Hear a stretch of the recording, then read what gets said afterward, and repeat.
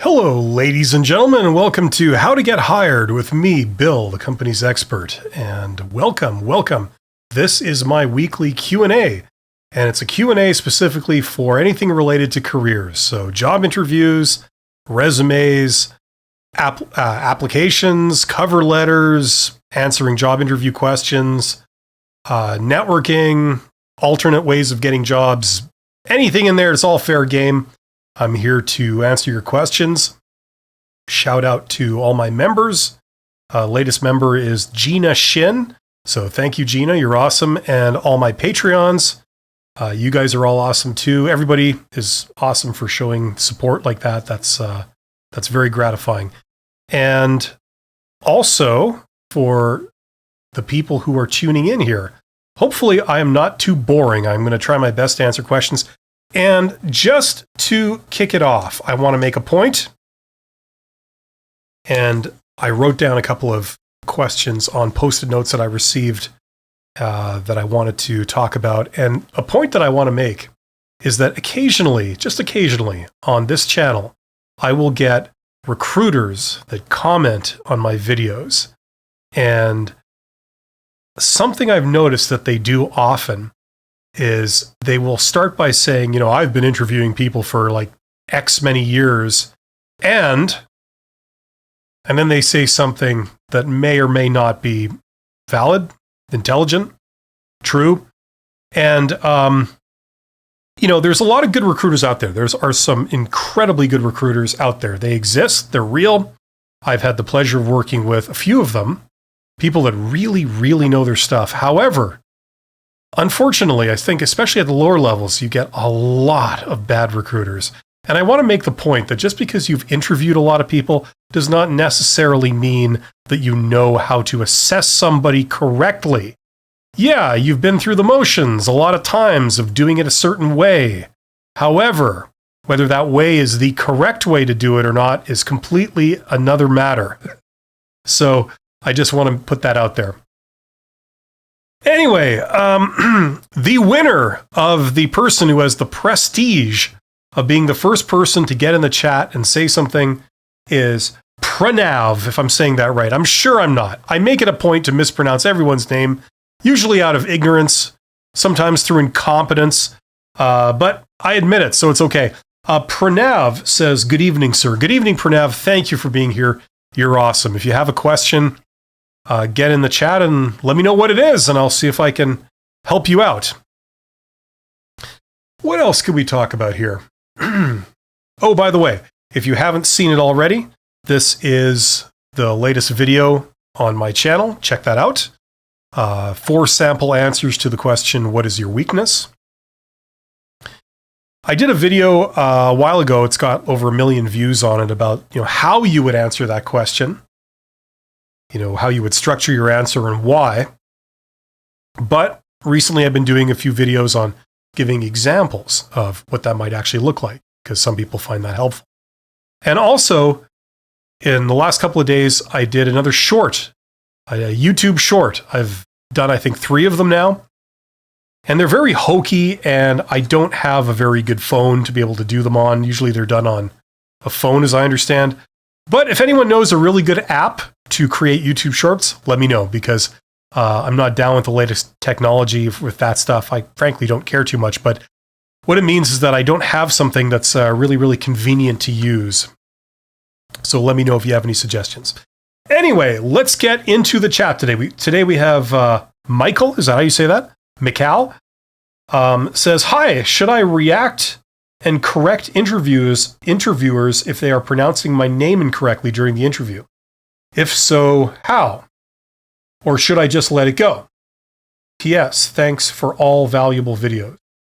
Well, listen, the way I would answer that if somebody asked me is I would say, look, I can't tell you what to do. If it annoys you and it's a big deal, then by all means correct them. Make sure you do it in a very polite and very professional way. If they say, like, for example, my name is Bill. Now, let's say they pronounced it Balil or something like that. I would say, actually, it's pronounced Bill. You know, just one syllable, Bill. Straight and to the point, right? try to have a smile on your face, try not to make a big deal out of it, and you could say it that way. Actually, it's pronounced that way, you know? And usually the response will be, oh, I'm sorry. Okay, no problem. You know, Bill by all means, right? That's good. You can do that. If you're not confident in your ability to be able to do this without creating awkwardness, maybe the person you're talking to seems like they're the type of person that could take something like that very personally, you know?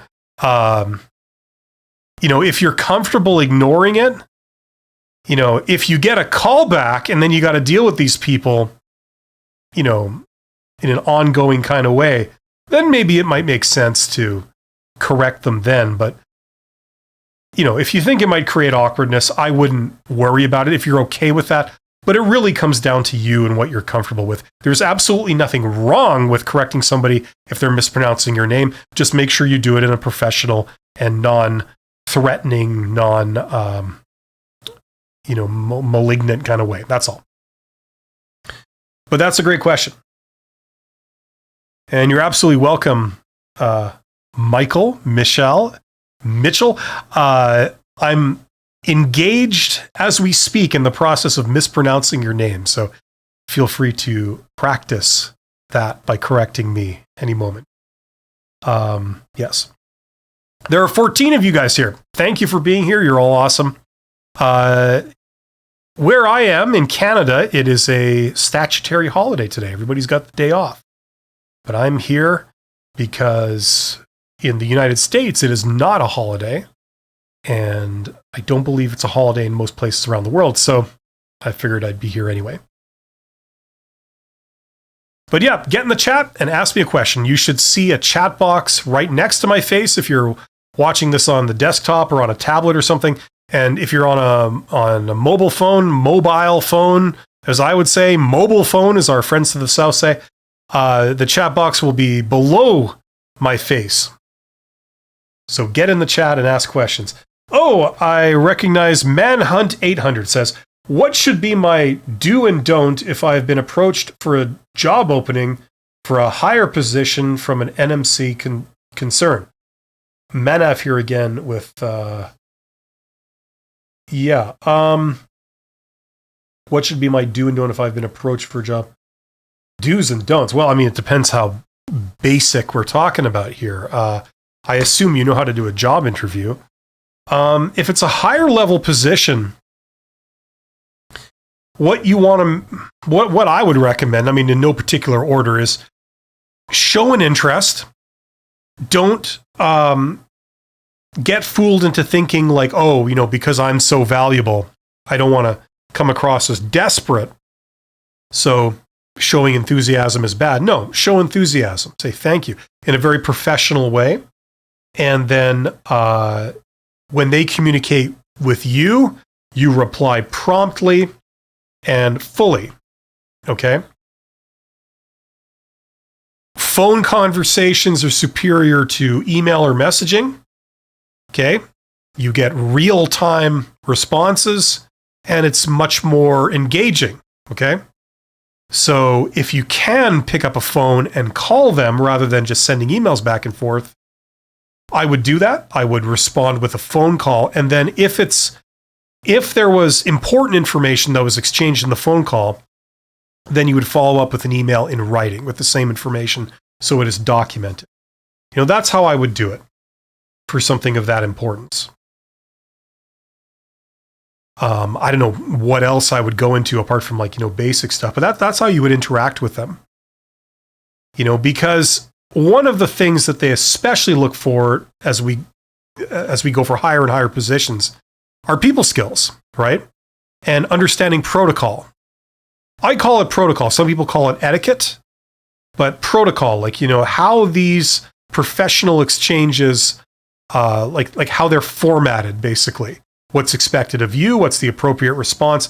To me, I call that protocol. So knowing protocol really helps, okay? And if you don't know protocol, maybe I could do some videos on it. But I'm sure you can find some stuff out there on the internet. Just do a search for that kind of stuff. And you can pick up some of the tips on how to do this. Just be extremely polite. And, anything that sort of displays above average interpersonal skills, collaboration skills, that kind of thing. What you want is for every interaction that they have with you, you want them to feel that like, wow, that was easy and that was not an issue and it was kind of fun. That's what you want them to feel every time they've just finished interacting with you, okay? That's the bottom line. Okay, so hopefully that makes sense. Nobin says you should get a punching bag. Who? Me or Michael? Michelle? Punching bag. Punching bag. That's small time. You need a tree stump with an axe stuck into it or a cricket bat you could just smash over a table, just to kind of break the tension every once in a while, Yeah, you got to play in the big leagues, right? Buteween says, great info, Bill. Does Toronto hire differently from any other provinces? Do big cities require a different approach? Oh, we got a fellow Canadian. You're one of those. One of those. Toronto, now when you say differently from what? From everywhere else? Now I'm in Winnipeg, okay, so Canadian to Canadian here. Toronto is one of the larger centers in Canada, for everybody who doesn't know. As somebody said, it's just like New York, but without all the stuff. And the thing about Toronto is that a lot of the business there moves a little bit faster on average than in a place like Winnipeg. Winnipeg, it's got a very diversified economy. You don't really have one particular industry that dominates the region. That's different from, say, Alberta. Alberta, you have a couple of industries like oil and gas and things that really are dominant. And they go through these boom-bust cycles. Okay, so how they hire people and how they assess people is different there. Winnipeg, because it's in the Manitoba region, because it's more slow-moving and diversified, you have some cultural differences. And we see this in different places in the world, too. It's the same kind of idea, where in Winnipeg, because there aren't like a lot of boom-bust cycles, a very slow, steady economy just chugging along, there's not these huge booms, not these huge busts, just steady. You get a very conservative attitude there. And most people believe this is the way we're doing business now, that's the way it was done 30 years ago. That's how it's going to be done in 30 years. And with that conservative attitude, a couple of things. Number one, they focus more on experience rather than education. Okay, because experience trains you to do what's been done before. Education trains you to solve new problems that haven't been solved before, right? Like, generally speaking. So in a place like Toronto, they put more emphasis on things like education because companies tend to care about innovation and stuff a lot more than they would in a place like Manitoba, right? Because it's a lot more competitive in Toronto. You have a lot more competitors in a small space for most industries. And so they care about getting a leg up on their competition. That's much more important to them all the time, rather than just business as usual. So they care about education slightly more than a place like Winnipeg. Okay, so when you say, do they hire differently? I mean, that's kind of the extent of what I know. I haven't spent a lot of time in Toronto. I've been there a few times, but I haven't spent any real time there. I haven't lived there or anything, but that's kind of, you can draw some other conclusions like that from economic indicators and things, but that's about what I know about how it would do stuff differently from other places in Canada. Vancouver's the same way, and possibly Montreal. Possibly. That's what distinguishes those labor markets. Okay, now Manhunt 800. Manhunt was talking about the NMC approach to do a job. I think you keep asking me variations on the same question over and over again. Yeah, I think I've already answered that. You're going for a higher level job. So I talked a bit about that already. Hopefully that makes sense. They may ask you different questions. Like they may ask you some of these canned recruiter type questions, like what's your leadership style? Things like this. Other more higher level questions, things that they'll want to know is how do you get your information?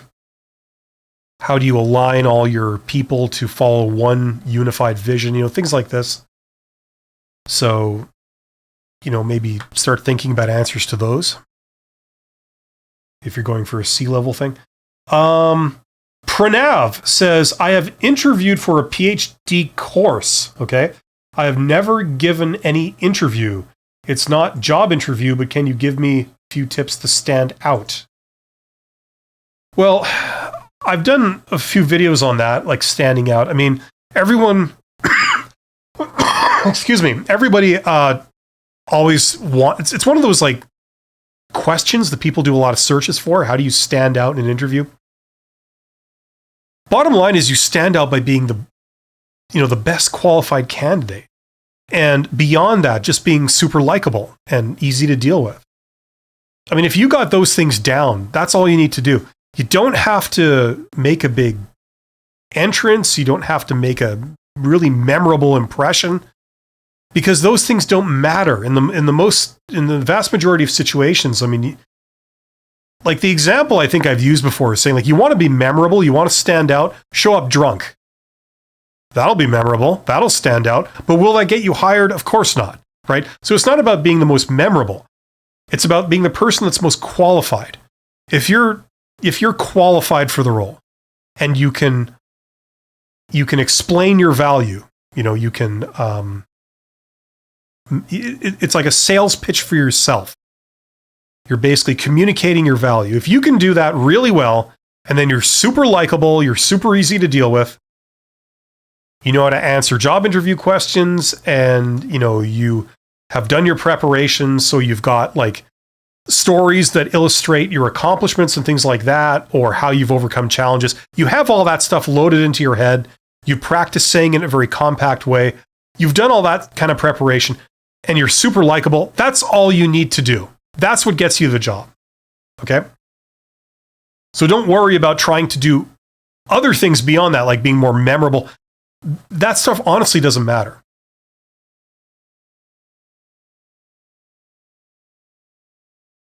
Dumpling Abroad. I remember Dumpling Abroad. Dumpling Abroad says, I've had a job interview where I got asked if I had any dependents. Should I see that as a red flag? My thinking is that they might discriminate if I did. Yes. That's the reason they're asking. They wouldn't ask if it didn't matter, right? Depending where in the world you are, that could be an illegal question. You're not actually allowed to ask that. But I'm sure that's not universal. I'm sure in a lot of places it's still okay to ask things like this. I'm not sure if you're in India. I know there's a lot of things like that happen in job interviews in India and other places like India, where there's a sort of abundance of talent, the sort of supply outstrips the demand. So they are emboldened to ask this kind of stuff. They also have like very high demands for what you have to submit to prove like a salary history and things like this. In the United States, for example, you're not allowed to do any of that stuff, but in other places you are. Now, should you see it as a red flag? It depends. If it's part of the culture and that a lot of people get asked stuff like that regularly where you are, that's not necessarily a red flag. It's just part of the culture there. That's how they do things there. It's legal. All the employers do it. So it may not be a real red flag for that organization if they're asking these things. Okay. I mean, like my default thing is to just either be honest or refuse to answer. I wouldn't lie. I wouldn't say like you don't have any dependents when you do. But that's just me personally. It's just an ethical thing. And the other thing is if you get the job on false pretenses and then it causes problems later, does that really get you anywhere? No. So that would be the way I would answer it. Pecan06 says, what to say about a 1.5 year gap in my resume because of undiagnosed medical issues? Mold infestation, like mold, like mold in a house. Is that a medical issue? Like you gave you lung disease or something? Like my sort of position on that is, if it's like a medical issue, like say you had cancer, or you were in the hospital for some other big league medical condition and it impacted your employment history, if that's the case, you can be honest about it. It may not be necessary to go into great detail, but you could say, like, look, I had a medical issue. It was a one-time only thing. I may be able to get you the details of it if it's absolutely necessary. But the bottom line is that it was a diagnosed medical thing. It was not a recurring thing, so it doesn't affect me now. It doesn't have any impact on my ability to work or to stay working long term. But that was it. Now, depending where you are in the world, that may satisfy them or may not, right? If this was the United States, I think that depending on what state you're in, there are laws that say, like, you can mention this, but you do not have to disclose it, and nor are they allowed to ask legally. Some things they can, but other things they can't. So it varies. But that's like not knowing where you are and what the laws are. That's kind of how I would go into this. I would volunteer a little bit of information so it isn't like a mystery box, because they're going to view that as risky. They're going to view that as undesirable. If you just say, well, I had cancer, or I had, this illness, and but that's in the past. I'm okay now, and it doesn't impact my ability to work. I would leave it at that, and then if they're happy with that, then great, it ends there. Right? Now, what may be another idea there is, let's say during that 1.5 year gap, you were off on essentially a medical leave, okay? Now, let's pretend for a second that you did something else during that year. You took some training, you did some volunteering, something like that.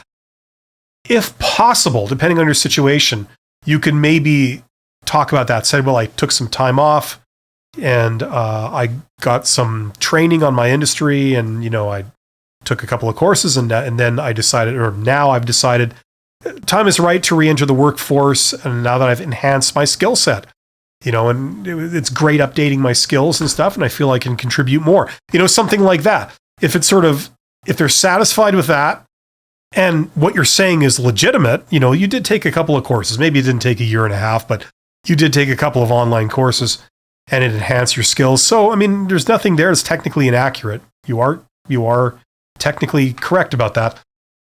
You might want to say that if it avoids an entire awkward medical kind of conversation and could possibly raise red flags about your ability to work for them long term without needing to go on disability or something.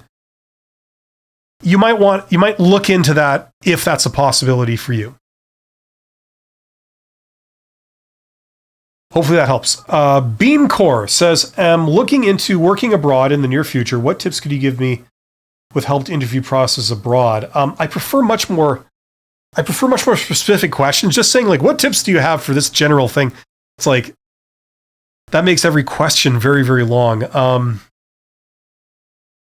First of all, I'm not an authority on immigration, so if you're working abroad, you're going from one, from your home country to a host country, what tips do I have? Do they speak a different language? Is there all kinds of hoops you got to jump through with qualifications? I don't know. That's I can't answer that. It's just too big. But if there's a language barrier, obviously practice as much as you can in the host country's language, right? That's a huge stumbling block for a lot of people that are, they're emigrating to work. If there's a issue with, now you're speaking a second language and your language skills are not that strong in the second language, That's a huge concern for a lot of people. I'm not sure if that applies to you. Practice as much as you can. Immerse yourself in that language, if possible, for the time you have left. And that means like watching TV or streaming or videos or whatever. Immerse yourself in that. Watch it all in the second language that you're trying to learn. Speak it as often as you can. You learn it by doing it.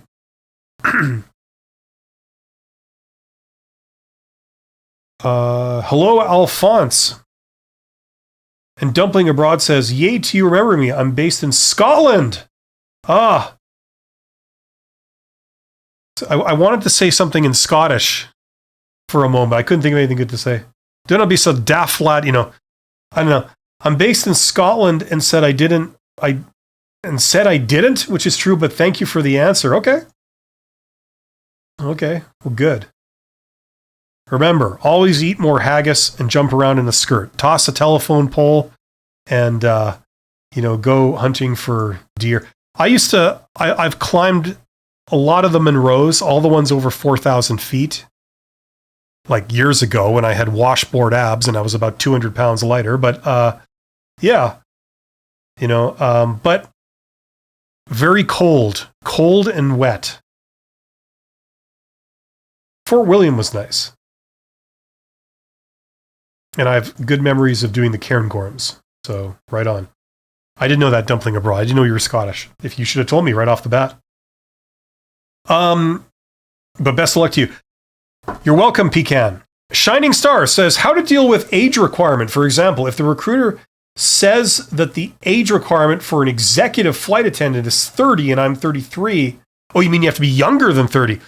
And I have prior experience as a flight attendant. I had some involvement in running an airline a few years ago for like a split second, like a year and a half or something. And it was weird. But yeah, we had flight attendants and things. And I would question that. I mean, I don't know where you are in the world and where this requirement is. If they came out and said, like, we only want people younger than 30 as a flight attendant. If it were me, that would raise a red flag for me. Just personally, that might send up some red flags. But I'm not a flight attendant. I don't know how it really works, the ins and outs of it, so I'm not sure. But I mean, you should be able to get something. I mean, if you're 33 and you're a flight attendant, I mean, maybe that one company is, got that weird rule. But, I'm sure you can get something. With previous experiences as a flight attendant, if you're good at your job, and you're easy to deal with, hopefully, that works. Hi.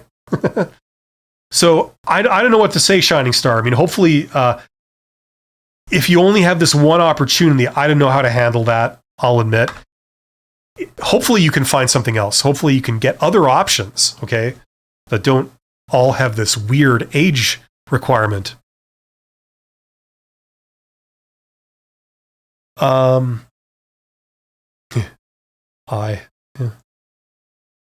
Dumpling Abroad, as someone said, kilt is what you get when you call it a skirt. I live here. Yes. I live here, but I'm not originally from Scotland, so your knowledge of Scottish Gaelic is better than mine. Oh, I know next to nothing about Gaelic. I used to know the names of the mountains because a lot of them are Gaelic, right? But that's in a past life. That's a long time ago. I embarrass myself when I try and say or revisit this on the fly, because you think you remember, and then you go to remember, your brain accesses the memory location where that should be stored, only to find that it's empty. I get that a lot.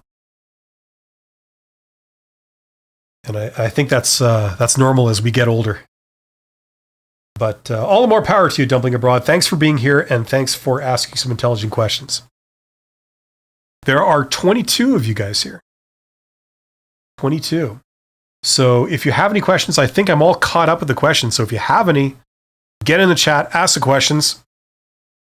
In the meantime, I just want to point out to everyone, if it's not completely obvious already, I have 2 courses. If they would help you and you're in a situation where it would make sense to take an online course. I have 2 of them. This one is probably the more pertinent for this live stream about how to get hired.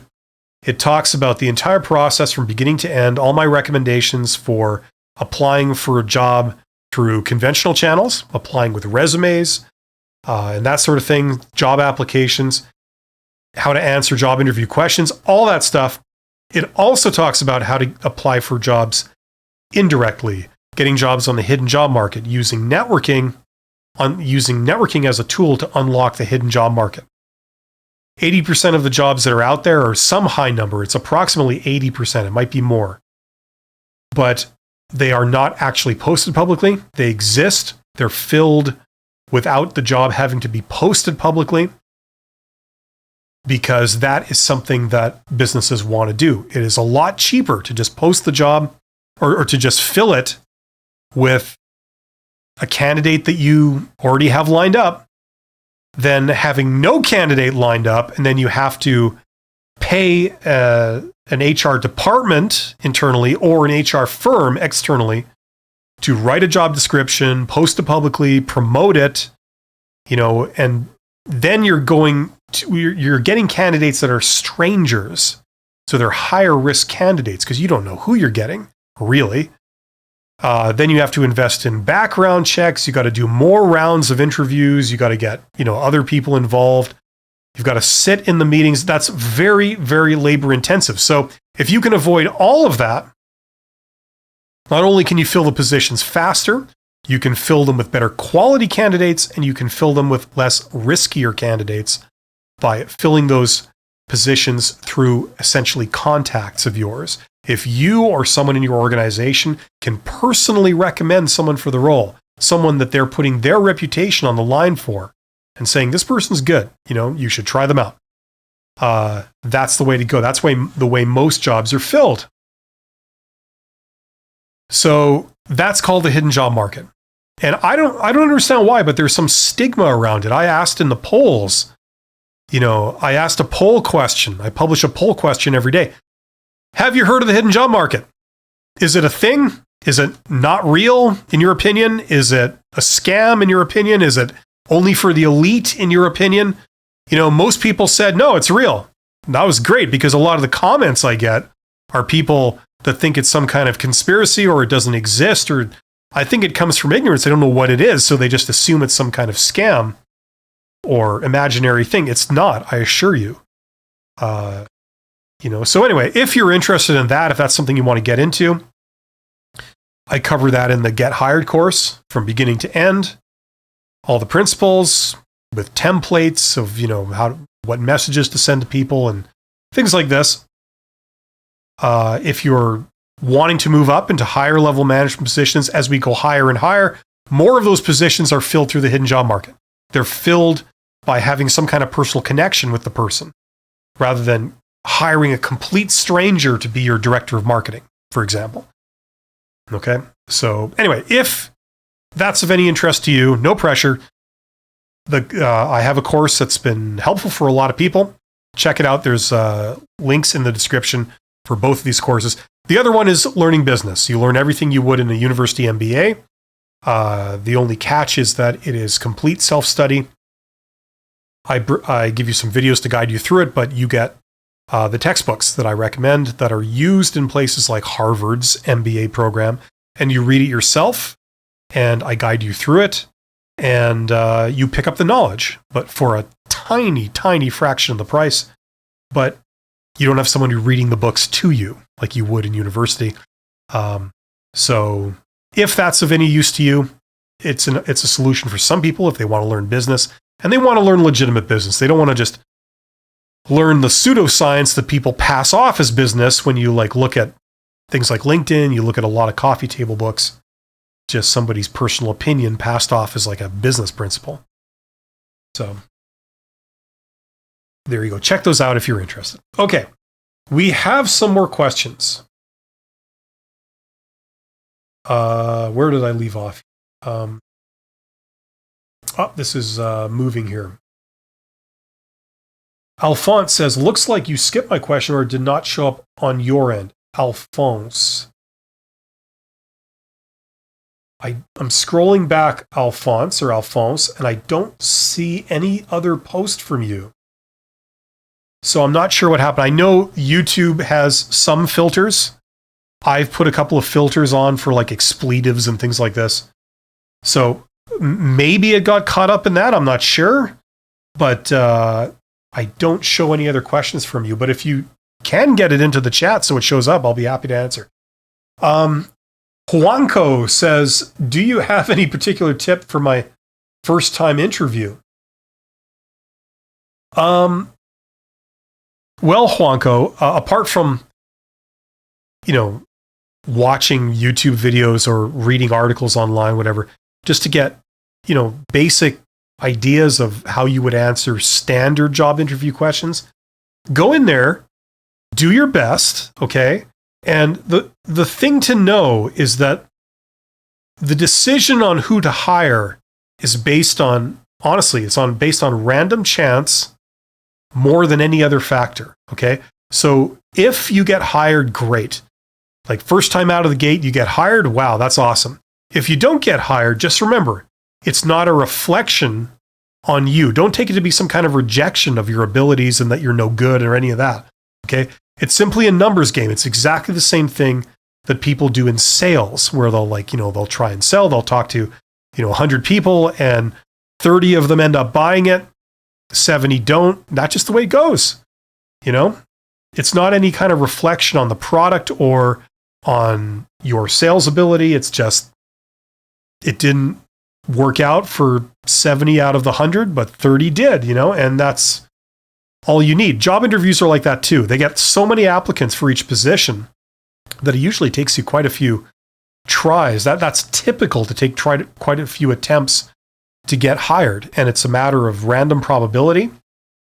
You increase your odds as best as you can with preparation. But at the end of the day, you prepare as much as you possibly can, and then it just depends on what they happen to look for and what they personally valued. One person will value some of your traits. Another person will look at the same traits and say, oh, that's terrible. That's no good. A third person will say, oh, it's pretty good. You have no control over that. So just do your best and you will get better at it over time. The more you do, the better you get, the more confident you feel. That's how it goes. So best of luck. Dumpling Abroad says, thank you for being here and answer the questions. My pleasure, Dumpling Abroad. Today is Monday. It's my sort of live stream day. I had stuff on other days through the week, but I'm relatively free on Mondays, so that's why I'm here. D says, I work in a small niche industry in Toronto. Now, if you were in America, you'd say it's a niche, but I'm in Canada, so I say niche. We have and you got to keep your pinky up when you say that word, or you're just not Canadian. I work in a small niche industry in Toronto. I want to start applying for new jobs. My concern is my boss knows many people in the industry, and I'm worried they'll reach out to her before contacting me. Well, I mean, look, if you're worried, like in general, and there's a reason for you to worry because it's real, fair enough. But Toronto is a big place. I mean, I don't know what industry you're in. I mean, if you're in a very small industry in like a very big metropolitan area, maybe they do know everybody. Maybe they know like a lot of people or something. But I would think that they may not know. And remember, you don't have to give a reference right off the bat for a lot of jobs. Okay. Now, if you're doing the thing where you apply to a job application online and you have to fill in a form and you have to include your references in the initial application, sometimes there's a field you can, like a checkbox you can check where you give them permission to contact your current employer. Okay? So you could say no, like here's my references. You give references from your previous employers. On your resume, it says that you're currently working in this place, but you're not giving them permission to contact that employer or your current boss. Okay.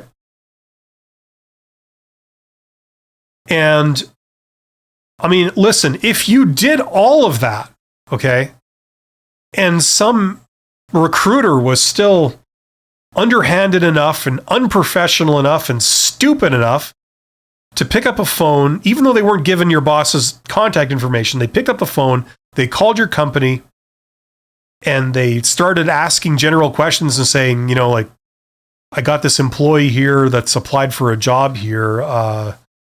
Let's talk about it, or something stupid like that.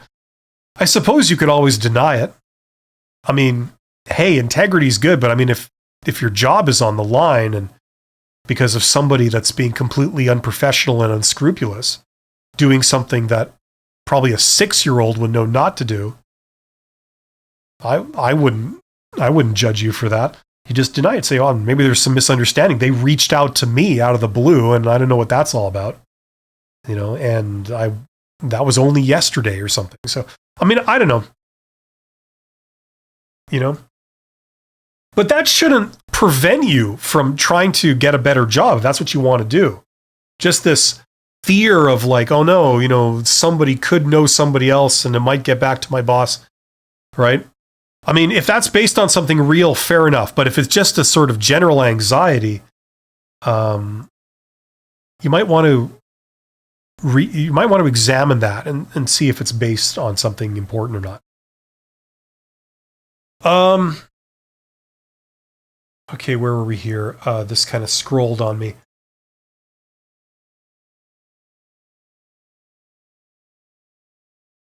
I think I'm here. Okay, what's this? Money Patootie?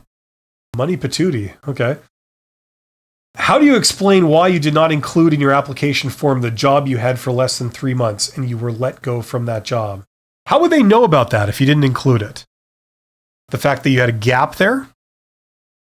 Is that maybe how they would know that you had a job there? Don't volunteer that. Listen, your resume is not an official legal document, and a job interview is not a deposition, okay? You don't have to give them full and incomplete information. You don't have to answer to these people. The law gives them certain constraints. There are privacy laws. There are many different laws that govern, the fact that you don't have to disclose something if you don't want to disclose it. You know what I'm saying? I don't know what country you're in. The laws are going to vary, but I mean, generally, that's how that works. So I don't know how they would know about that if you didn't disclose it to them. Now, if you've gone and disclosed that you had a job that's not on your resume and you were fired from it, then yeah, unfortunately, you're going to have to maybe answer some questions about it now. But it's a lot easier not to disclose that, Now, that's a different situation from them directly asking. They say, have you had a job between these two jobs, or have you been fired from a job? That's different. Then in order to get out of that, you have to lie, which I don't recommend, okay? You shouldn't lie, in my opinion. Hey, I know that not everybody has that value, but I think a lot of people do, and I support it. But there's a difference between lying to a direct question and just not disclosing something. There's a lot of things in a job interview you don't disclose. You don't disclose all the negative stuff about you. If they want to learn about that, they're going to have to dig. They're going to have to work for it, okay? And you're not going to make it easy, right? You're going to try and put the best possible spin on yourself. It's a sales pitch. That's what you're doing. You don't go in there and say, okay, before we get started, I just want you to know, here's everything bad about me. I was fired from this. I was fired from this. I like to drink a little too much. I have a very bad temper. I really don't get along with salespeople. And, I hate it when people tell me what to do. Okay, they'll thank you very much for your time and then they'll end the interview, right? Right? If you lead with that, that's not going to do you any favors. So don't volunteer anything unfavorable unless they directly ask and they pull it out of you and there's no way you could deflect it without lying.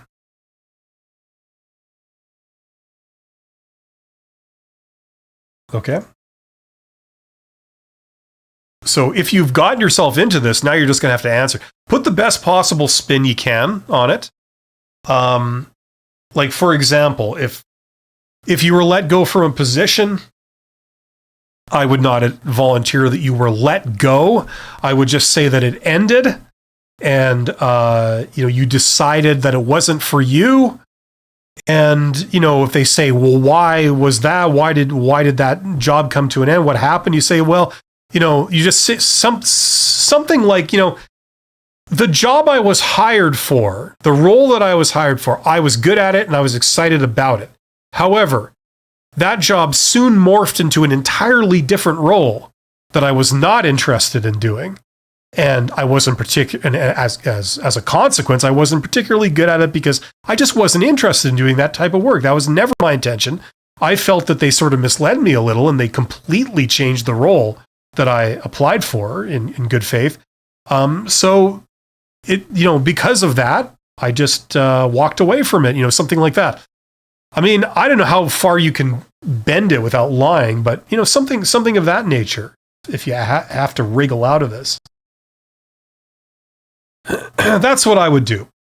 I don't believe what most recruiters say, which is that if they ask you if you were fired or that if you were fired, you should admit that you were fired and then explain how you're working on yourself or something like that. Yeah, I mean, that sounds really pretty. And I know that some recruiters actually think like that, but the vast majority of recruiters don't think like that. Once they hear that, oh, you were fired? Okay. Deal breaker, showstopper, that's it.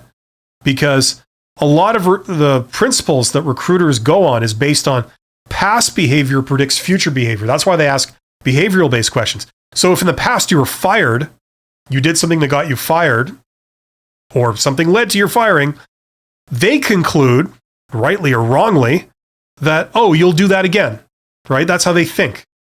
That's how recruiters are taught. I mean, it's clearly not true in some situations. Some situations it is. They're playing the odds. They're judging you by a stereotype or a probability of that being true. Okay? And if it's not true, that's why I recommend that people don't volunteer that stuff. So anyway, hopefully that makes sense. Al-Mahdi or Al-Amadi says, in the context of a mid-level corporate interview, what are some of the best canned answers for the questions? What is your preferred role with it? Well, it depends what position. Excuse me. Canadian air quality. We have a lot of wildfires going up here, and the air is very dusty at the moment. In the context, okay, so what are some canned answers? Well, if you're truly at a mid-level corporate position, if it's truly mid-level, I wouldn't give canned answers to anything. I mean, this is a great example of a question where there is no right answer. It depends what they're looking for. It depends what you're applying for and the type of person they're looking for and what's expected of you in the role. Okay? Now, if you're going for a leadership position, general rule is don't say I'm a total follower, right? Or I hate collaborating with people. I just want to be left alone. Obviously don't say stuff like that. I don't believe in giving canned answers to things. I mean, I know there's some YouTube channels that give you that. They say, when you're asked a question, say this exactly, this paragraph. It's like, I don't believe in that. That just exposes how ineffective and useless a lot of low-level recruiting is. But if you're truly at a mid-level, canned answers won't work. They may work on a recruiter who doesn't know really much about anything, but they certainly won't work on the hiring manager. Okay, so explain how you handle a team. If you're at the mid-level, you should know how to operate within a team, right? So explain it. Give some options. Depending on the nature of the team, depending on who you're partnered with, what do you do? What are some of the decision points that lead to how you define your role? There isn't I'm a people person and I, add value to your company and I'm, forward thinking. It's like, that's not going to cut it. That'll work at the low level, not at the mid level. So sorry if that's not really that helpful, but that's all I can say about it. Oh, here we go with Monty Patootie again. Says, how do you explain, why did you not disclose the job where you worked for 3? Okay, well, I already answered that. Jay Gray says, I'm considering using a staffing agency to find a job, but I've heard some of them might be unethical with personal info and resume info. Any tips on how to stay safe using a staffing firm? Well, the obvious thing is not to disclose anything that would be really sensitive or really damaging. And if they then ask for it, say, well, I don't feel, because it's the first time I'm working with you guys, and, I will disclose that to the employer once it gets serious. I don't just give that out as a blanket thing. And if it's a deal breaker, it's a deal breaker. Okay. That maybe is a way of weeding out some of the unscrupulous ones that are just trying to, steal your privacy or something. I'm not sure. But you shouldn't have to give up something like really sensitive, You know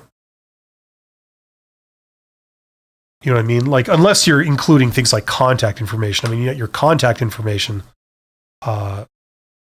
you have to give that out. You just have to.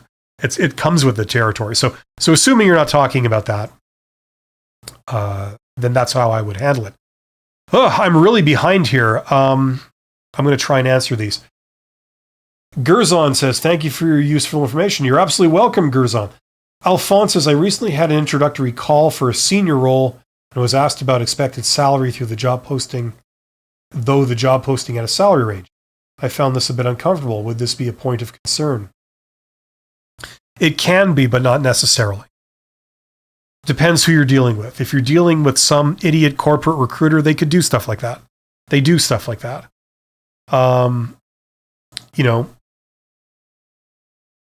It's just strange. Like, the reason they ask the salary question up front, okay, is because it's a filter. There's a cutoff, there's a hurdle, and if you ask for something above that, they disqualify you. It's like it's an initial way of further refining the pool of candidates, right off the hop. It's like one of the first steps they do for low-level jobs. That's usually how they do stuff. Because they're trying to get like the best bang for the buck. Now, I've done a video that talks about that in more detail. I'd like to do another one, a bit more updated one. But basically, the bottom line is it's like when they ask you in a job application form, they say, you must enter your salary requirement here. And they give you one field, and you can't bypass it. You have to put a number. Can't put a range. It's got to be an exact number. So the problem is they're asking you this at the very beginning. You don't know anything about this job. I mean, you know the name of the title and you know what they've written in the job posting. That's it. You don't know anything about the role. You don't know if the boss is a jerk. You don't know if the hours are flexible. You don't know if it's mandatory overtime. You don't know if you're going to be working with a bunch of psychopaths. You don't know if they're going to be adding duties on a regular basis. You don't know any of this stuff. And those things are like a really big deal. They can really abuse some of these if they wanted to. So at this point, you don't know anything about the job. You haven't even spoken to anyone face to face about it.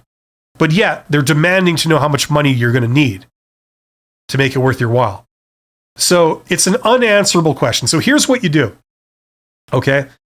All those unknowns, like things I just mentioned, okay, and a lot more that you don't know about the job, that would be very important. Imagine it's an absolute best case scenario. Okay? You get to work with your favorite celebrity. You get, training. There's tremendous opportunities for advancement. You could be an executive in 5 years. They pay you, they start you off at this much, but within 2 years, you're making that much. It's your calling. You absolutely love the work. You get to meet nothing but friendly people that are fun to be around. Your boss is just awesome. It's like this wonderful father figure or your person you look up to, whatever, right? Whatever you can imagine as your dream job. So any unknown that they haven't disclosed, just imagine its best case scenario. Then answer how much money you would need to do that job. Okay, it's probably going to be a really low amount. Okay? That's how you get past that question. There's nothing dishonest about this. They're asking you to make a decision when they're like, it's in a total vacuum. You have no idea what you're getting into. And they're saying, how much money do you need to do this? Right? So it's borderline unethical on their part. The reason they're doing it is to filter you out, And the thing is that if they come back to you later and say, well, wait a minute, you said you would do it for this much. I said, yeah, but that was before I was aware of all these details that you have since disclosed to me. Now that I know what's involved, I'm going to need this much, Now it's up to them. The ball's in their court. If that doesn't work for them, then they can end it. But if you give it an honest number now, you've interviewed with the boss. Maybe this person is insufferable in the job interviews. How much money do you need to work with them?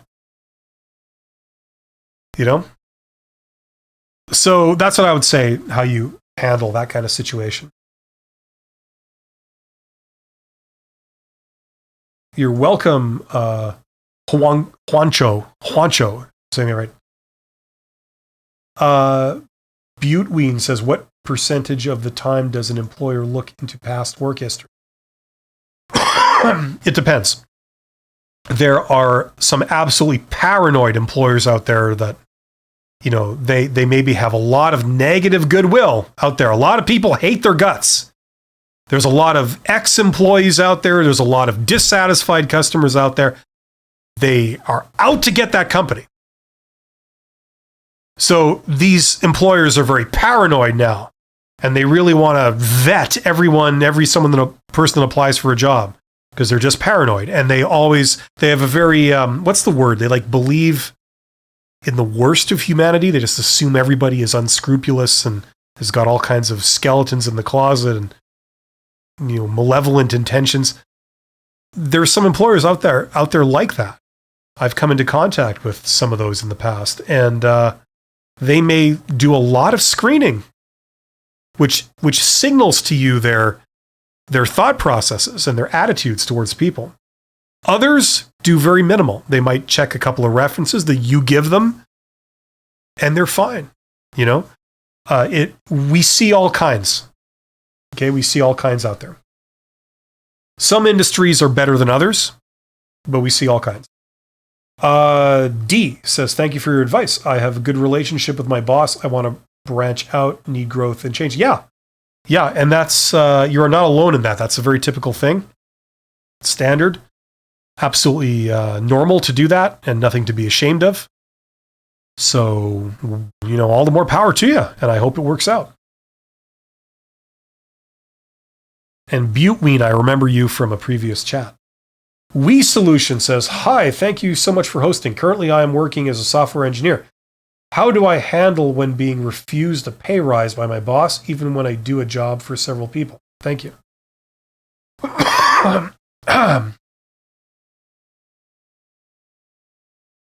Now, when you say how you handle it, what do you mean? Are you talking about getting upset?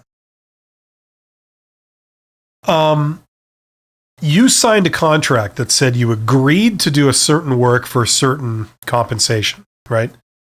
Now, unless they've been violating that, you have no right to be upset. Now, even if you have no right to be, you could still be upset. You feel what you feel. You have no control over it. If you had expectations that they would they would give you a promotion based on maybe going above and beyond and doing very good performance, maybe you felt like it was an agreement. It was some kind of psychological contract. Hopefully everybody knows do you guys know what a psychological contract is? That is something that you should look into. I'll explain it very briefly because if you don't know what this is a very important concept. Let's say that you, let's see here. What would be a good example? Let's say that your boss asks you to do them a favor. Okay, to do some extra work or something, and you do it, right? And what your boss says is they said, can I get you to do this? I know it's not part of your job, but can I get you to do this extra work? And you say, sure. And then you do the extra work.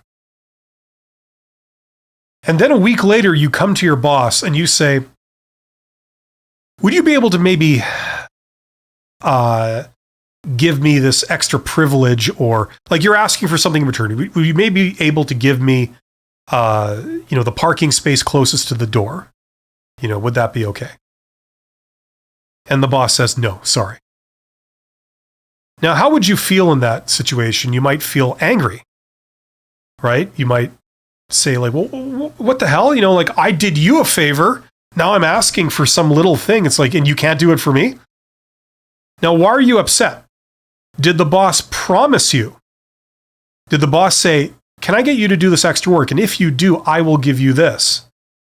Did they say that? No, they didn't. Was there any kind of real or implied promise? No, there wasn't. But from your perspective, you had a psychological contract. It's almost like you had an agreement. It felt like an agreement. You do me a favor, I'll do you a favor, right? Now, why are you angry? It's because you felt there was a breaking of a psychological contract. There wasn't any real contract. It's just that you had this expectation that they would give you something and they didn't, right? Okay, so coming back to this question, so how do you handle being refused a pay rise, okay? Even though you've done some stuff, okay? First of all,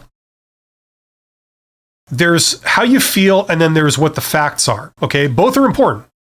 Kind of doesn't matter what the facts are. If you feel awful about something, you got to address that, okay?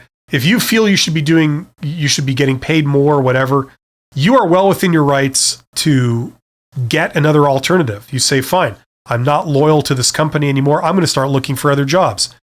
And you are perfectly within your right to do that. And in fact, I would encourage it. But let's be clear. If you weren't promised this and you're just upset that they didn't give it to you because you expected them to, the reality is that they haven't actually broken anything. They haven't broken a promise. They haven't failed to deliver an obligation. It's just that your expectations are different from what they're doing, okay? So how do you handle it? Professionally, you don't make a fuss about it. You could explain to your boss when it's convenient and in a professional way that's like, well, I felt that this was an agreement and, I was really expecting to get this. Can you at least tell me if that's going to be something that will be happening soon and give me a time frame? And then you see what their response is. Maybe that influences your decision and your behavior. If they say, no, I don't think that's ever going to happen, that tells you something. If they say, listen, I understand that you did that extra work. You deserve something for that. I can't give you this now, but I'm maybe trying to give you this, say, in 2 months. Then that informs you of that. So that's how you can handle it, okay? But don't go and blame your boss or whoever it is if there wasn't an express promise or agreement, real or implied, okay? You got to be aware of that. Okay, bosses also have to be aware of this too. They have to be aware that this is how humans behave. If you have a boss that's actually been trained in how to manage people, they will have an awareness of this. They will know not to ask for favors and stuff if they can't grant you what you want, or at least they can't give you a substitute. Okay, that's part of like people management. Okay, but if it's just not working for you and you feel upset about this, remember there's very little in the way of corporate loyalty anymore. Companies are not loyal to employees. Employees don't need to be loyal to any company. Okay, go and do what's best for yourself. Go and apply for jobs if that's the way you want to go. Go get a better offer. Okay, and either get your boss to match it or just jump. Do what's right for you. That's sort of my take on it. Hopefully that makes sense. Gerson says, regards from Peru. Peru, are you in Lima? Let me tell you, all your advice is gold and applicable here as well. Well, thank you very much. I'm glad it's useful. And thank you for saying so. That's nice to hear that people are getting some value out of it. Bob Schuff says, 30 plus years experience with one company. Oh, okay. That's a nice long time. Although with the number of mergers since 1991. Oh, those are fun. Those are fun. I've been through a few of those myself. And those are always a bundle of laughs, aren't they? Should I also include the 3 short-term jobs I had between 1986 and 1991 on my resume? I mean, it depends on what they were and if they're relevant and what the context is. Just having to make a decision based on this, I would say no. Okay? That isn't a no across the board. Like if they're valuable in some way, maybe it shows you have industry experience from a different player, like a different perspective. You haven't just seen one way of doing things, you've seen multiple ways of doing things that are still applicable. You know, maybe there's some value. Okay, you could maybe list their names, or you could just say various other jobs this year to this year. You know, something like that. That might make sense to do. But all things being equal, that's a long time ago. People are not really going to care. If it's over 10 years, the general rule is people don't care that much about something you've done over 10 years ago. Certainly recruiters don't. Another principle recruiters believe is that if you don't use it, you'll lose it. And if it's over 10 years, certainly it's gone. That's what they believe. In my experience, that's what's being taught. And that's what a lot of people talk about, like as if it's a thing. We all know that that's crap. I mean, if you got a medical degree and then you've been a doctor for the last 30 years or 20 years, does that mean you've forgotten everything you learned in med school? Of course not.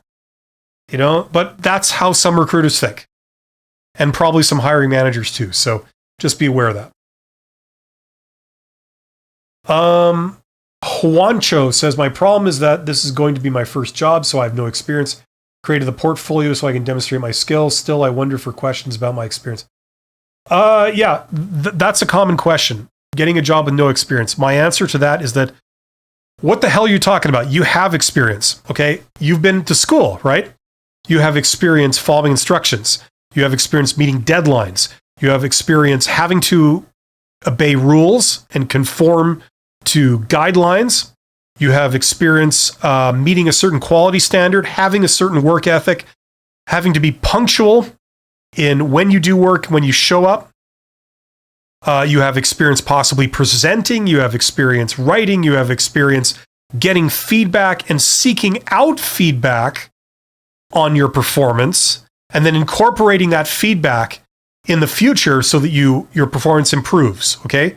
These are all things that I'm pretty sure you've already done, right? Now, what do you do on the job? You basically do all that stuff, right? That's what you're going to be doing in any job. So don't let anybody tell you that you have no experience. Don't let some idiot recruiter tell you that, oh, you have no experience. How can you think you can do this? It's like, you start listing these things, you know? Well, you know, for many years, I've had to show up on time. I've had to do my work. I've had to learn new things. I've had to solve problems. I've had to seek help. I've had to improve and meet a certain quality standard, blah, blah, blah, blah, blah. This is what I've done, and this is what I can bring to your job. Okay, so just remember that. Okay, don't feel like, you know, oh no, I don't know anything. You know all that stuff, and that's like basically what you do in most jobs, like in some way, shape, or form. So best of luck, Juancho. Julia says, hey Bill, what's your opinion on taking counteroffers? I heard opinion that employers tend to raise salary, but still fire such people in a year anyway. Do you agree? No, I don't. I mean, I'm sure that happens some of the time, but no, that's not a thing. It's certainly not a trend. The way this stuff works is that, like with small, like very small companies, it's really unstructured. But for mid-size and large organizations, the way it works is that each job, each role has an approved salary range, and they have to stick to that range. Here's the minimum, and here's the maximum, okay? You can't go beyond the maximum, because if you did, you would be making more money than your boss. And you can't have that, right? That creates all kinds of problems. And then you can't go under the minimum, because if there's people under you, you would be making less than they would be, right? They have less responsibility, but yet they're being paid more money than you. It leads to all kinds of issues. So they have to stick to the ranges. The ranges have been approved. They've been approved by the director of HR. They've been approved by the CEO, ultimately. Okay? So they have to stick within that range. Okay? Now, what they usually do is, regardless of what they say they do, usually what they do is they offer compensation that's towards the bottom of the range, especially for new hires. Okay? So regardless of who you are, they're going to try and push you down to as much as they can to the bottom of the range. Okay? If they fear that you will reject the offer, they will increase it a little bit more. But if there's a decent chance that you'll just accept it, they'll go as low as they can get away with. That's how this works. Okay? Within the range. Now, if you demand something outside of the range, it's a flat no. They just can't do it. It's not up to the recruiter. They would have to go all the way up to the head of HR, maybe even to the CEO or the owner, depending on what company it is, to approve something like that, because it just doesn't make sense. You know, you're making more money than the person above you. Like, you know what I mean? So it creates those kinds of issues. Okay? So, but if you're within the range, there's no reason to expect that they would fire you, you know, like within a year or whatever you're saying. That's I've never heard of that. Now, if your performance is bad, okay, they will fire you regardless of where you are in the compensation range for your position. Okay? But as long as you're within the range, all that range, anything in there has been pre-approved. Okay? And even if the company is belt tightening, they still won't look at stuff like this. They'll maybe look at like performance versus compensation. Like they'll say every department has to scale down by 10%. And what they'll do is they'll look at like, okay, for the amount of money they're paying you within the range, where do you rank in terms of like if they ranked all the employees in your department? If you're one of the best employees and they're paying you like, you know, the most money, that's fine. If you're one of the newest employees that's not really over the learning curve yet, but they're paying you at the bottom of the range, that's probably fine too. But if they're paying you 3/4 of the way to the top of the range and you're the worst employee, then they may single out to fire you if they're laying people off. They can do stuff like that, okay? But beyond that, this thing that you're describing, I've never heard of that. But then again, I mean, I don't know every situation all around the world, so you know, I'm willing to be corrected on that if it's a thing in some corner of the world that you're doing this. Alamadi says, thank you. You're welcome. Okay, I have 15 more minutes. I've made some progress here. I'm not quite at the end of this thing. There's 33 of you people here. Thank you for being here. You're all awesome. I will answer these questions. And I will be back next week at the same time. I do one of these every week. Check out my courses. Check out this course if you're just lost and you just need someone to show you how to get hired from beginning to end, how it all works. Link in the description if that's of any use to you. Okay, where was I here?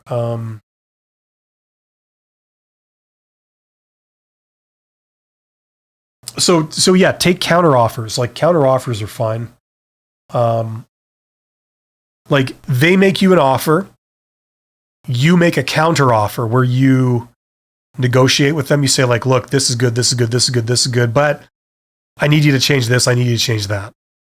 One more vacation day because I'm getting like this many, I'm getting this many now.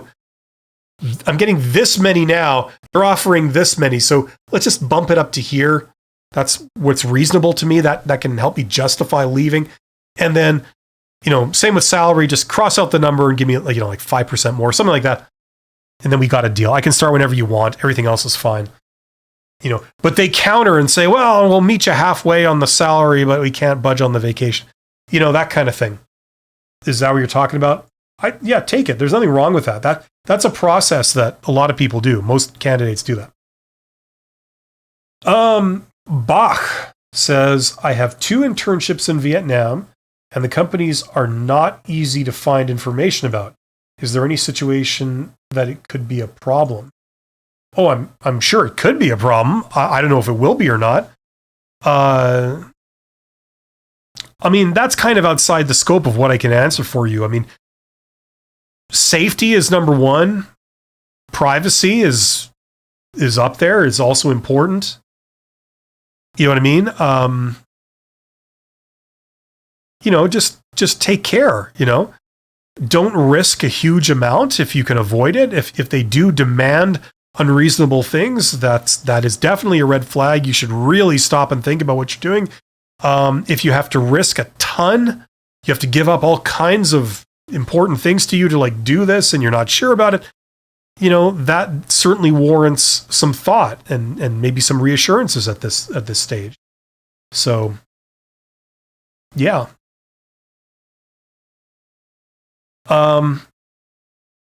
But maybe seek more specific guidance on some specific issues you're having there, Bach.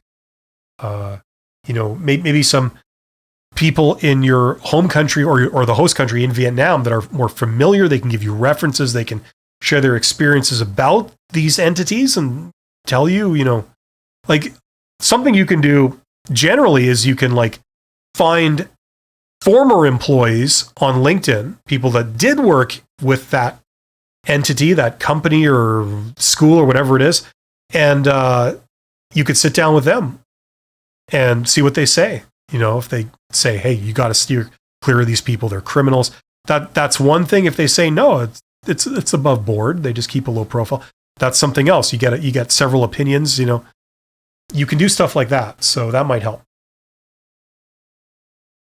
Okay, I got to get to the end of this here. Michael says, should I focus on the company responsibilities, knowledge and qualifications, skills, or experience? What was this in reference to, Michael? Scrolling back.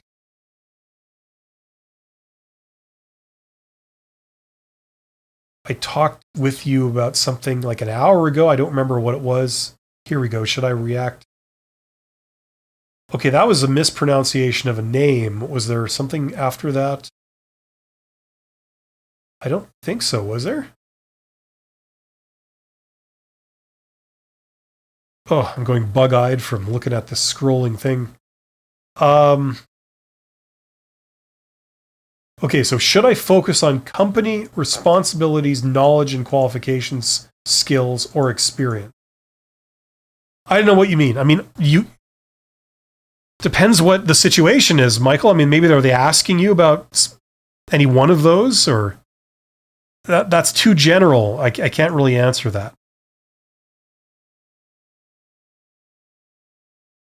They're all important. It depends what questions they've asked you. It depends what type of industry you're going in. It depends what level you're at. And it depends what type of people they are, what they place value on. So if you're interviewing with someone who's 70 years old, they probably care about experience. If you're interviewing with somebody who's 25 years old, who's a hiring manager, they may care more about education. So I mean, it depends. Sorry, everyone hates hearing that answer. It depends. Stephanie Rose says, I have no experience, so I would like to know what my chances are of getting hired. Well, they're pretty good. I mean, I about 10 minutes ago, I directly addressed the question of how to get a job with no experience. So I'm not sure if you just tuned in now and you missed that, but if you go back about 10 minutes, someone had a question about very similar, who said I'm just coming out of school. I haven't had a real job. What do I do? People tell me I have no experience, and I sort of launched into a kind of thing there. So if you could go back and check that out, I just sort of answered that. Short answer, Stephanie, is that you do have experience. You have experience on most of the things they're going to require you in a job just by what you did in school to pass. Alphonse says, thanks, Bill, for your answer. You're absolutely welcome, Alphonse. Alphonse. I'm going to call you Alphonse. That's a guy's name, right? So Monsieur Alphonse. Dungeon says, hi, I just want to say hello and thank you for the advice. You're absolutely welcome, Dungeon. And hi back. That's like a postcard, I'm here, you're not, P.S. Betty says hi, that kind of thing. We Solution says, thank you for answering the question. What advice can you give on becoming an entrepreneur? And if you could start over, where would you learn or practice entrepreneurship? Well, I would get my own course right here, the $100 MBA. That was designed specifically for entrepreneurs. For several years, I mentored startup founders and small business owners, on growing their business and getting it off the ground. And, a lot of people are going into it, especially startup founders, where they just don't know business. There's a lot of technical people that they may know how to create something. For example, you're a developer, you know how to write an app. Okay, great. But selling it and doing a business is a different thing. Once there's money involved, once you're trying to sell something, now you're in the world of business. And it really, really helps if you understand business. Now, the great news is that it's really not that hard to learn it. This is not rocket science here. I mean, how smart is the typical MBA? They're average intelligence. They're not particularly brilliant, just because you have an MBA. But it's important stuff you need to know, right? Or else you make all kinds of rookie mistakes that lead to failure. Sometimes they lead to disaster. So, I mean, not to be all doom and gloom about it, but it really helps if you know business. So, that's why I offer that for $100, and a bit of reading and, a little bit of study, when it's convenient for you. I mean, it really pays off. So that's why I created that. That's what now I have a live stream every Monday morning early. I did today, 2 hours ago, called Side Hustle Ideas, which is basically a live stream like this, except instead of talking about job interviews and careers and networking, we talk about business. We talk about starting a side hustle or a startup or a small business, and just business in general, how it works. So how you can grow a business, which is my core competency, is growing businesses, not necessarily, I'm not an HR person. At the core, I'm a business growth person. So that's where we talk about that. So tune into that. You can watch the live stream that just occurred, and you can go to my YouTube channel and watch any of the ones in the series. I have actually here, just bear with me a second here. I have, if we go to,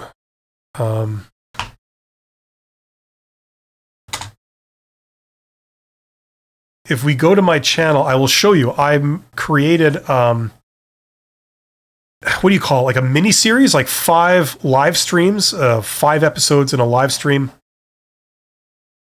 Where is it here?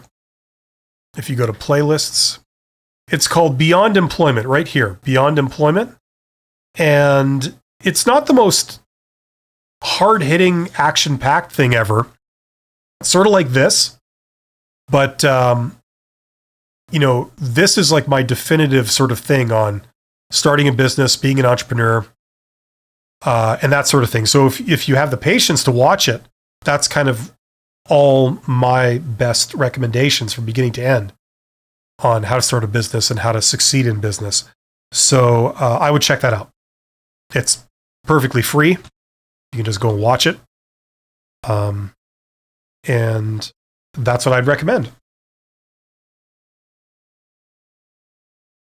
You're absolutely welcome, Stephanie, and thank you for being here. And to everyone who's thanking me. And Matthias, is that? Henrique? You rocks, man. Thanks for your inputs. My pleasure, Matthias. Zed Killer. You see, I'm Canadian, so it's Zed. It's not Z. Zed Killer, ZJT. Hi, Bill. How dare you spell my name with a lowercase b? That's a mortal insult. You can't take that kind of thing back, Hi, Bill. As a junior graduate, how do you recommend to approach companies? Thanks in advance. Okay, this is very similar to the question that I answered 15 minutes ago when the question was, how can I get a job with no experience? So rewind about 15 minutes in this live stream and I answered that. Okay? So just replay that. I just finished talking about it. That's great to hear, Juancho, and thank you. I'm getting down to the quick here. I got another 5 minutes. Can reading books for professional employees enhance the knowledge, point of view, and how to solve problems of unemployed people? What do you mean? Trying to solve the problems of unemployed people. What do you mean by that? Like alleviating poverty, or helping to get people jobs, or helping them to get hired in the organization? I'm not sure what you mean. If you could clarify, I'll try my best to answer. Sorry, Michael. Yeah, it seems to be filtering it out. I'm not sure what the problem is. Josh, hello from Smoky Edmonton. Hey, I'm getting your smoke. You guys in Edmonton. What did you do? You set your whole province on fire and now we got to deal with it? I'm just kidding. You guys are dealing with some stuff out there, and I wish you all the best. I know it's really not that easy, and it's a real challenge from a lot of people. So no harm intended there. Thanks for all your advices and videos. I wish YouTube wouldn't censor my questions, though. Listen, can you put it in the comments? Okay, Josh, if you put it in the comment, like right now, okay, as soon as the stream ends in a couple of minutes, I will check the comments. And if you've written something and it shows up there, I'll see if I can answer it. Okay, I usually, unfortunately, don't have the time to answer like the tons and tons of comments and questions I get that are posted in the comments. That's why I do these live streams. I'm trying to answer stuff quickly. So put it in the comments. I'll try my best. Ant Johnson, the VP of Personnel, contacted me after I applied for a SQL developer role and was asked to come to their location to talk with the team. Oh, I'm choking on this smoke that I get from Alberta, from Edmonton specifically. To come to their location and talk with the team and how I can help their company. Does this mean I'm in there?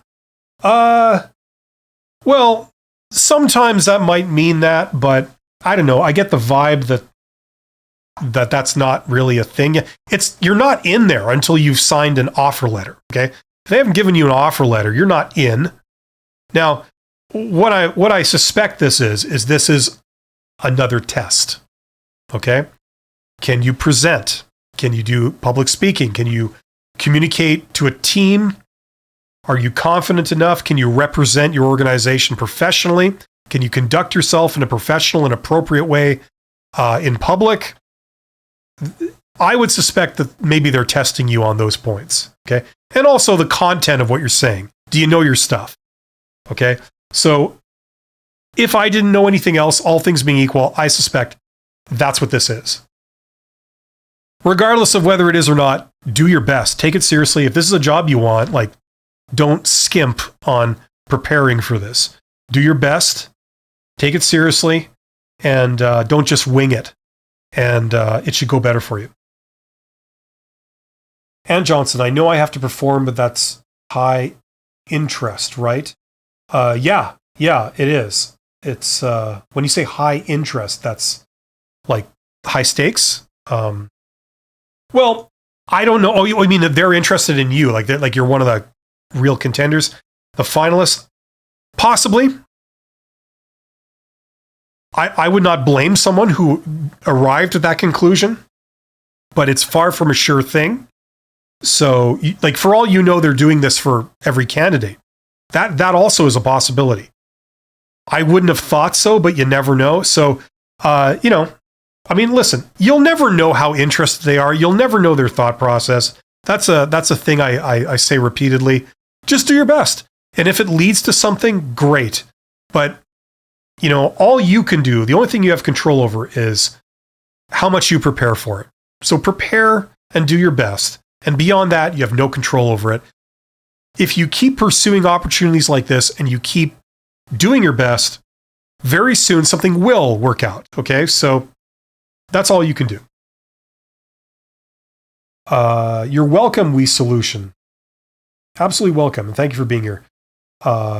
And same to Josh and same to Jay Grace. You guys are great. Thank you for being here, all 32 of you. I will be back next week with another one of these live streams. This is kind of the forum to really ask me questions. That's why I do these. Unfortunately, like I was saying, it's just not possible for me to type out answers to all the questions I get in the comments to my videos. It's impossible. I need like a team of people to respond to all that stuff properly. So this is the channel over which I do that. So I'll be back next week. If you have any questions, let me know. Check out some of my other live streams if you're interested in entrepreneurship. Check out a live stream I do called Side Hustle Ideas.